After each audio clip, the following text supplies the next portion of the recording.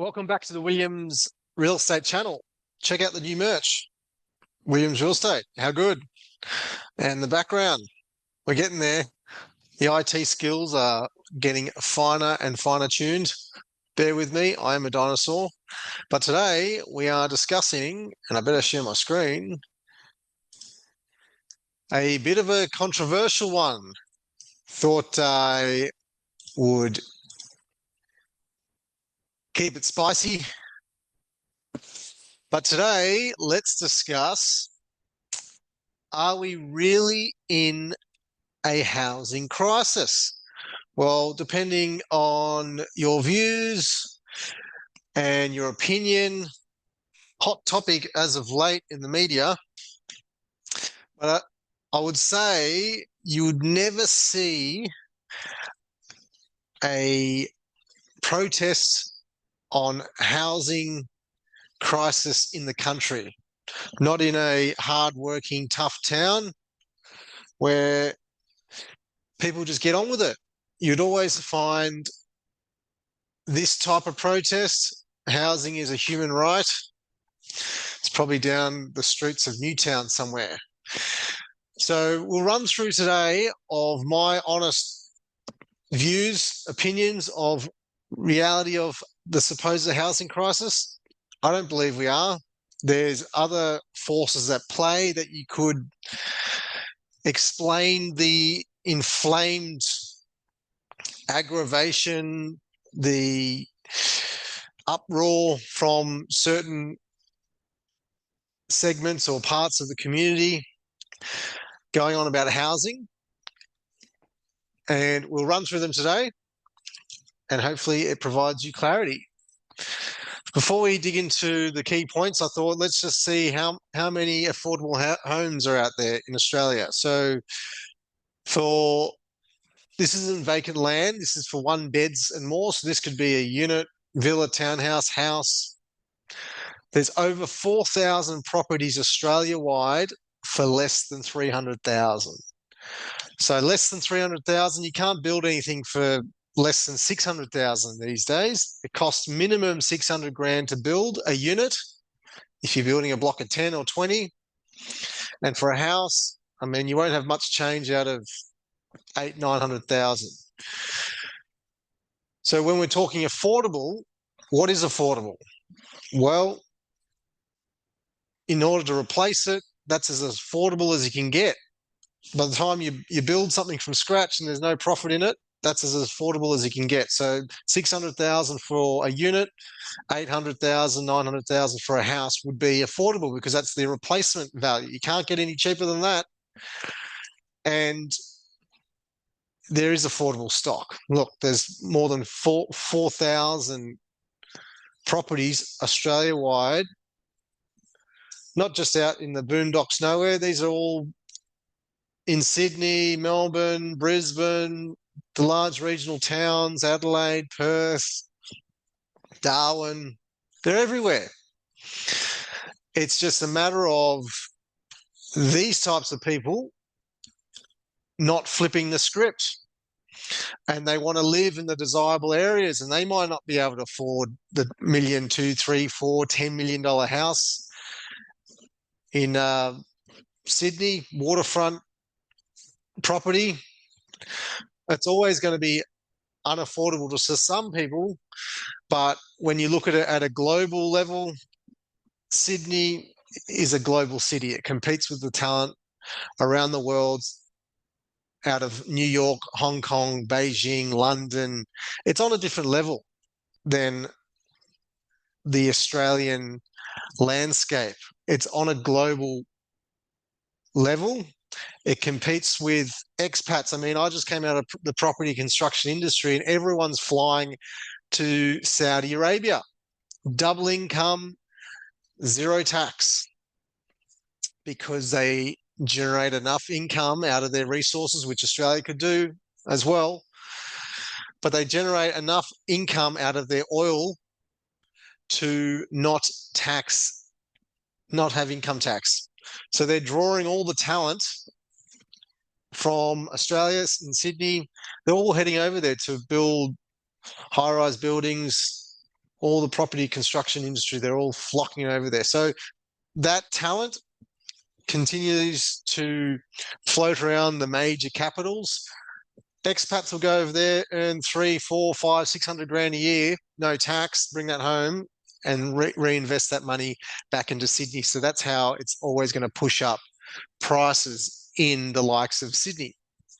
But if we're talking Australia wide, there is affordable stock out there. It is more of a politics. The media loves to jump on the bandwagon that we're in a supposed housing crisis. I don't buy it. You can go and buy affordable stock every day of the week. It might not be where you want to live, but there's affordable stock. So if you want to live in a desirable area and you don't want to live where the affordable stock is, rent. Rent where you live, buy where you can afford, and you'll never look back. You will continue to get ahead. You'll even get further ahead than what 99% of young people are trying to do these days and buy the family home and whinge and complain their whole life. Just start investing. Get on with it. Move on. It's all a load of absolute BS, in my opinion. But will Labor be there to save it? Will they fix the housing crisis? Oh, mate, it makes me laugh. It honestly makes it. This is get your popcorn and watch over the next 3 to 4 years. You watch the past term of the Labor government compound on itself, and the issues we have, facing today, the housing crisis, it's only going to get worse. And for these reasons, high migration rate, green energy policy, highest minimum wage in the world. You learn something new every day. I learned that today. I didn't realize that Australia had I knew we had a high minimum wage, but not the highest in the world. Big government spending, budget deficits, and unrealized capital gains tax. So we'll unpack all these today. So first, to kick it off, high migration rate. So housing crisis, it's a demand issue. If we're going to accept, okay, we're in a supposed housing crisis, debatable.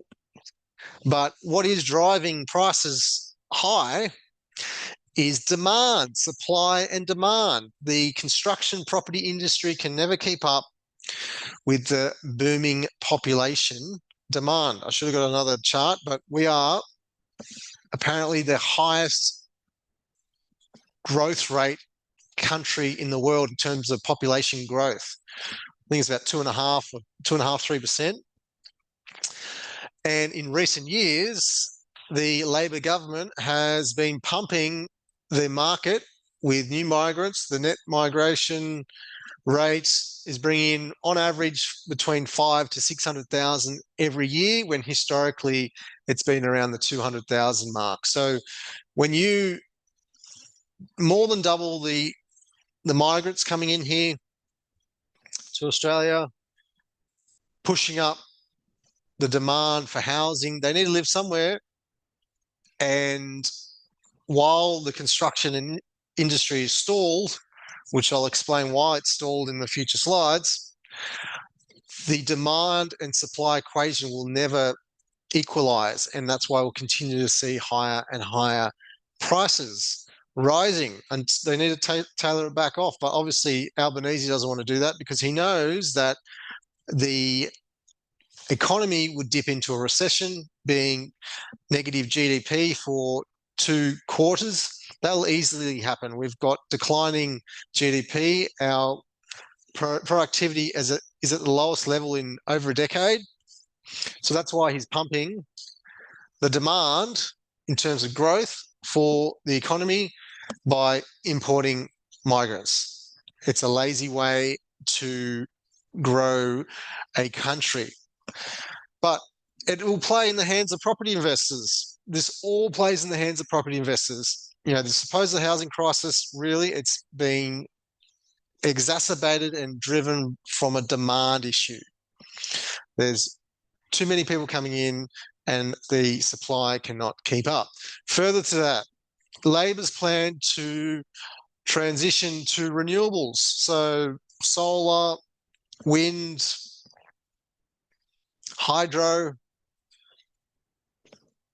There is not enough power to support the demand just for all renewables. So hence why we're seeing higher costs of electricity and gas.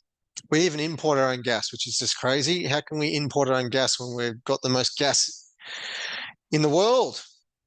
So with these policies in place, that's going to continue to push up energy costs, and energy goes into everything from manufacturing, transport, everything feeds into or feeds off energy. And when you try and steer away from the likes of using coal and gas, it'll push prices up because the demand for energy continues to grow as a population grows. And as we continue to grow, there's more housing, more shops, more businesses operating. Everything needs energy. And as it continues to grow, the country, more demand for energy. And then if you're trimming back from energy supply, it pushes the price up. Classic supply and demand. So we'll never be able to get it into a position where we could get off coal and gas. It has to be well balanced. If you cut coal and cut gas out of the equation, we'll be in blackouts and prices will be through the roof. So the Australian public haven't obviously learnt yet the hard way, but policies and politics is cyclical as well. And Labor will get the brunt of the next land-driven downturn, which will be exacerbated by their policies. And the Australian public will be fed up over the next 3 years. And I can guarantee the Liberal government will come in after their term as we enter the land-driven downturn. Further to that, from those energy policies pushing up the cost of energy, that factors into all manufacturing. When we're talking housing, COLORBOND. So steel requires enormous amounts of energy costs. BlueScope Steel says that Australian manufacturing is 3 times expensive than anywhere else in the world. And that steel is passed on to construction materials in roof, gutter, fascias, garage, doors, walling system, fences, sheds, pergolas, water tanks, everything. It has steel, even the structural internal frames, the steel stub frames. We don't really use timber frames as much these days. It's typically steel, aluminium frames. It all needs to be melted down in a smelter in a factory using energy. And if your energy's gone up 3 times, well, it's going to push up the price of materials 3 times. Same goes for bricks. Having a furnace making bricks, huge amounts of energy and gas. So when the energy price goes up because Labor's got the Greens policy of energy, trying to save the world, they are going to push up prices, which is ultimately going to continue to push up prices of materials, which goes into housing. We've got the highest minimum wage in the world. I couldn't believe it. I knew we were high, but we are the highest. $18 US. In the US, as an example, it was about $7 US. So again, construction laborers to push around a wheelbarrow, get on a shovel, to sweep a broom, a lollipop lady, they're all on 35, 40, $50 an hour, which again gets passed on to the end consumer when building new construction. So we've got the highest cost of labor and highest cost of materials in the world. So you may be thinking, oh, how can you just say that? Not minimum wage. How do you support the people? Well, if the minimum wage is up, it trickles up to everything. So union workers jump on the bandwagon. Everyone's tiered up above that minimum wage. So it ultimately pushes the costs of labor onto the end product of housing. So brickies these days get paid $1,000 a day, $1,000 a day to lay bricks. So that cost ultimately gets priced in to the housing stock. Hence why you'll see the cost of labor and materials is passed on to the buyer. For a new unit these days, it costs minimum $600,000. So here's one for sale. I mean, you can ring them up, go buy it, knock yourself out. It's for sale for $680,000. So they're making 8-9%, if that, 5% margin. Very tight right now in the property and construction industry because of the high cost of labor materials. So it costs 600 grand for a unit. They're making 80 grand if they sell it for 680. And for a house, I mean, you don't get much change out of 850, 900,000 to build a house these days. By the time you buy the block of land, throw up the house. So again, $1 million for a new house. So that is passing on the cost of labor and materials to the buyer. And that's as affordable as property can ever get is the replacement costs. Hence why we don't buy that stuff. We buy established because you can buy it for sub 300 grand. But the greenies don't want to hear that. Big government spending. Here we go, rubbing insult into injury or throwing petrol on a fire. Why not? Pump it up. Let's rock and roll. So rental assistance, 10% increase. These guys just don't understand economic rent. Well, they might understand economic rent, but they just don't probably give a shit. They're just probably trying to win voters. Economic rent. You give people more money, they can spend more money. So if you're giving them 10% increase on the maximum rate of rental assistance, guess what? He's going to soak that up. Higher rents. So the higher rents will continue to rise with higher disposable income for rental assistance. Higher rents then get capitalized into a higher price. That continues to push the revenue value for real estate. Income tax reductions, again, lower income tax earners, so people on low incomes getting a tax break. Again, more money, they can spend more, and most of their income would go on rent. It's going to continue to push up rents. 2-year ban on foreign buyers. Gee, that's a great idea. You can bring in record numbers, but you can't buy anything. Where are they going to go? Where are they going to live? Straight into the rental market, where there's a lack of rental stock already. So they're going to continue to drive high migration, and they can't buy shit, and they're going to soak up all the rental stock, and it's going to continue to push up rents because there's going to be a lack of stock, supply and demand. So foreign buyers purchased over 5,000 homes in FY23. So they're going to prevent over 10,000 homes being bought. So there's going to be over 10,000 rental stock getting soaked up over the next 2 years. It's going to push up rents. Help to buy scheme. I mean, this is absolutely getting cuckoo land. When the property prices are too high, well, let's just help people buy it themselves, even when there is affordable stock out there. So the Help to Buy scheme that Labor is pushing through is going to provide 40% equity for new and 30% equity for established. So if you're a first-time buyer and you qualify, potentially you'll be able to get in the bed with the government, and they'll help you buy your property, and you can get in with as little as 2%. So again, economic rent, when you have more income, you've got more capital to buy stuff, you'll pay a higher premium. It'll get soaked up by higher property prices. With all that, plus more, hitting a 27 billion deficit, that money has to come from somewhere. They print it. They print the money, devalue the currency. That's going to continue to devalue the debts. You're going to need more currency to buy the same stock. Prices are going to continue to keep rising. And if you thought it hadn't even got that bad, well, they're even contemplating bringing in unrealized capital gains tax to the super. what a great idea. Let's get everyone back on the pension. They need to incentivize investments to create more stock, not deter it. And doing this is just going to deter investment.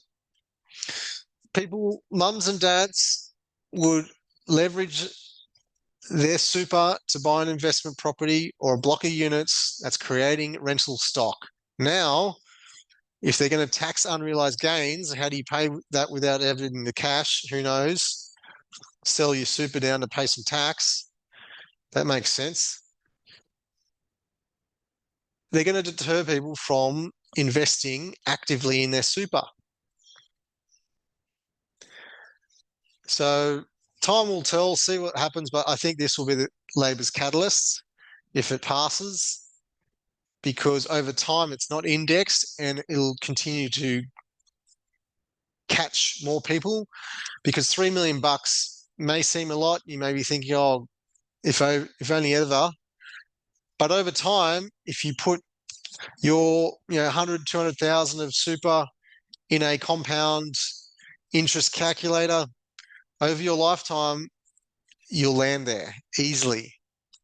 Over 40 years of investing in your super, especially if you leverage it up and buy $1 million asset, you'll hit it within a couple of years, within 10 or 15 years. So time will tell, see what happens. But beyond more, or above all, what I believe why we're seeing this whole housing crisis exacerbation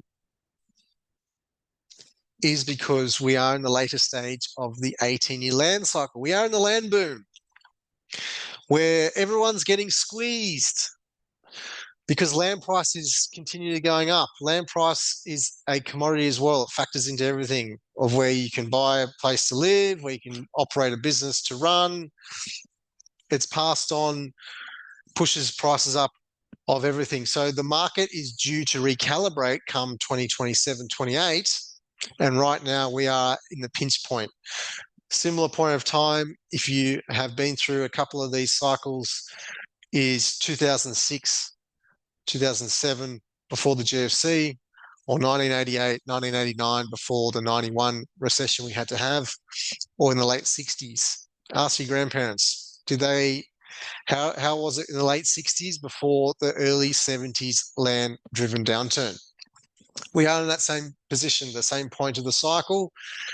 And just like a rising tide, it lifts all ships. And as we enter this final stage, there is a wealth divide between people that have property, do very well, they prosper. There's like a two-speed economy. People that have a business or have property are prosperous, are prospering.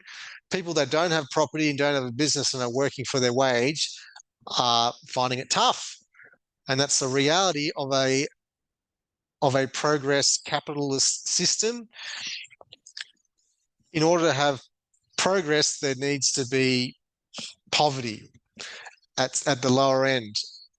The market continues to need to grow, and if you don't hedge your wealth by way of holding real estate or owning a business or investing in stocks and shares, and you're solely relying on your paycheck from your job, you'll continue to get left further and further behind, because inflation will just destroy your savings, destroy the value of the currency, destroy the value of your wage. 100 grand wage will be sweet FA.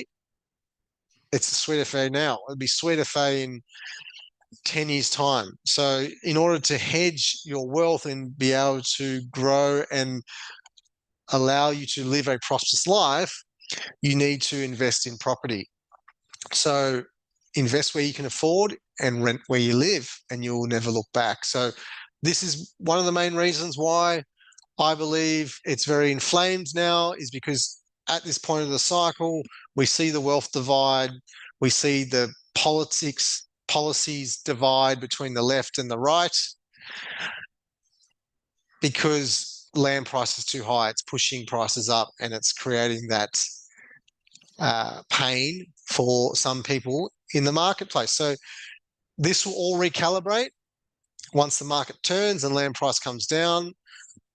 Land price is already starting to fall in certain markets.